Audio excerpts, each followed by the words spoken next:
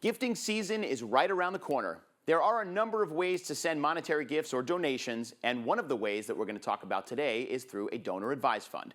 But why have they become so popular, and how do you get started?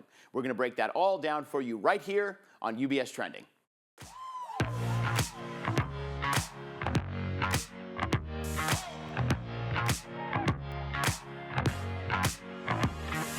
Hi, everybody, and welcome to UBS Trending. I'm Anthony Pastore. Thank you so much for being with us. Two guests are joining me here in the studio from Fidelity Charitable, Dennis Ladd and Steve Mark. Gentlemen, good to have you here in the studio with me. Great to see you, Anthony. It's giving season, which we teased right at the beginning. So happy around the holidays to you and your families, but there's a lot that's going on this time of year for most folks. And Steve, I think a lot of people at this time of year, and our advisors as well, start thinking about the charitable giving that they or their clients want to do. And of course, they start talking about donor advised funds, or DAFs, which is essentially like, as you have described it, essentially like a checking account for charity, for donating to charity. So maybe you can go into a little bit more of the detail of what DAFs are and how they work. Absolutely. Well, thanks for having us here. We really appreciate it, as always. It's a great time of year to be thinking about charitable giving, talking with your family, talking with your advisor about how you can be more effective with your giving. And a donor advised fund is a wonderful vehicle. There are over 2 million donor advised fund accounts in the U.S. today, about 20 times all of the other types of charitable vehicles, which can be very often used together in a combination. As you mentioned, a donor advised fund is kind of like a charitable checking account. We look at it as give, grow, grant. You can give your money away, have it grow by working with your UBS advisor to grow the portfolio, and then grant it out to the charities of your choice over many years. So you're creating a charitable pool of assets, and you can do that very tax effectively. Super simple, easy to use, just like paying your bills through your brokerage account. Right. And I know we have an entire group here that's dedicated to donor advised funds, and of course working with your firm and the two of you. So Dennis, as I said, our advisors work with our clients all year long, but especially this time of year, they're thinking about being mindful and thinking about charitable giving. So give us a little bit of a sense of how philanthropy and donor advised funds kind of contribute to the legacy of a family, because that's really what we're talking about here. Yeah, family philanthropy is such a great engagement tool that we see our advisors leverage working with clients. And in particular, it's such a great way for families to pass along this really important values from one generation to the next, to maybe even volunteer together on some specific initiatives, donate together on some common causes. Also, I've seen clients use philanthropy as a way to educate the next gen. And we have a great tool called Gift for Giving that's awesome.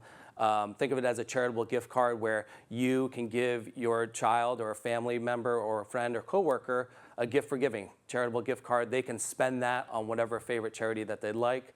We're seeing also a lot of conversation around succession planning, just to pivot a little bit, because you're seeing families, like if they're no longer here, how do you extend that legacy? And that's where the advisors really play an important part, where we see a lot of education around the 3 different types of successor options that are available. Sure, you can leave your donor advised fund if you're not here anymore to your children, to an individual or individuals.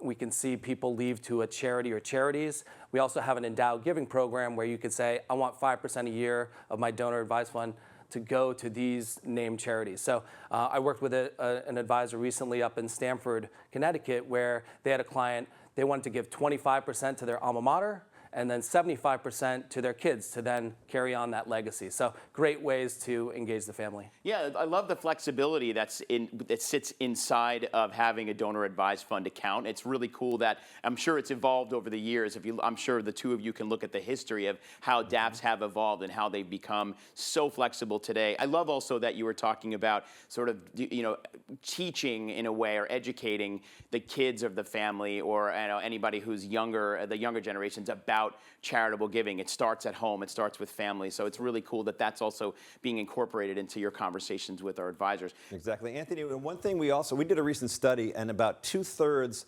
of people that are really in the legacy planning stage are working with a financial advisor, but only half of all those people have actually had a conversation with their advisor about charitable giving. So we would really recommend sit down with your UBS advisor, talk about all the different charitable giving options and approaches they can help you with, because it's just a great opportunity to be more effective and more strategic about your giving. Yeah, thank you, Steve. That's a good point, because obviously when you look at a donor advised fund, or maybe it's not obvious, and that's why you're both here, you can donate using cash, equities, other assets. So how are you seeing, Dennis, clients, our investors, and even our advisors funding their donor advised fund accounts these days?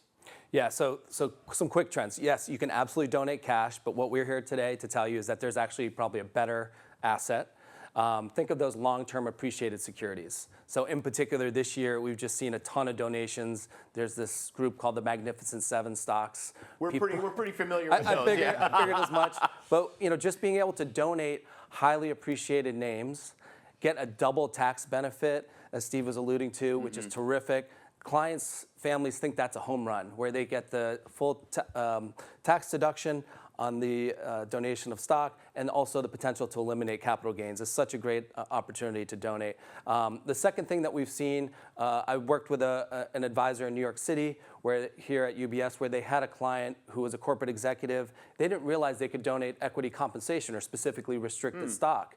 Again, that kind of opened their mind to like, oh, there's other assets that I can donate that maybe I don't always think about, cash or stock.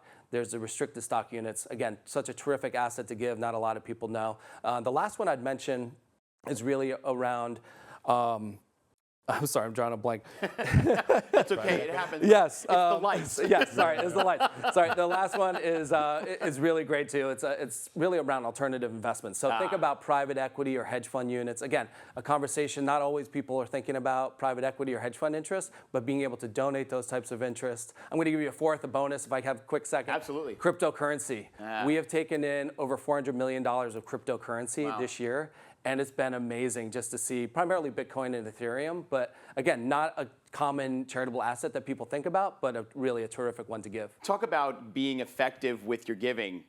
There's so many opportunities that you just mentioned, Dennis, and I think I didn't know about those last two. And using we talk about private equity and private credit here a lot. We think that's a really important part of asset allocation now within a portfolio, and the fact that you can use that in a donor advised fund towards a charitable giving that's a really cool way to see this evolve over time. That's great. And especially in those things when they have a lot of appreciation, when you're giving it away, you're avoiding the capital gains tax on selling it and then giving the after-tax cash. And in that same study I was talking about earlier, only 23% of investors are familiar with giving appreciated assets rather than cash. So again, working with your advisor, thinking about the donor advised funds like Fidelity Charitable offers as a great way to be super effective with your tax, with your charitable giving, and having that go that much further for the causes that you care about. Absolutely, and I'll reiterate that our FAs here, our advisors here at UBS are very well educated on donor advised funds. Obviously, for tax purposes, you want to talk to your accountant, but there are ways that advisors can work with you and your accountant in making sure that your donor advised fund account is as effective as it can be. So, Steve, let me end it with you. What's the most important thing as we're wrapping up that clients or people watching this today should really know about DAFs this year? Have the conversation, get going now.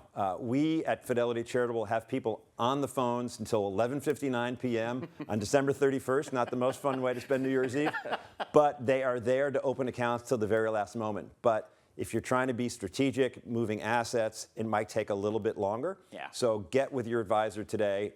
We can open it up very quickly, and we're very happy to help. We see probably 50% of our activity happening in the last 6 weeks of the year. So if you can be on the earlier side of the 6 weeks, it's better for the client and the advisor. And for our clients, don't forget, you may not be the only client of that particular advisor, so they're all going to want to get those appointments in the last 6 weeks, so get ahead of it. But the advisor will be very much appreciative of the fact that you're getting it a little early, so they're not bombarded in December, the second week of December.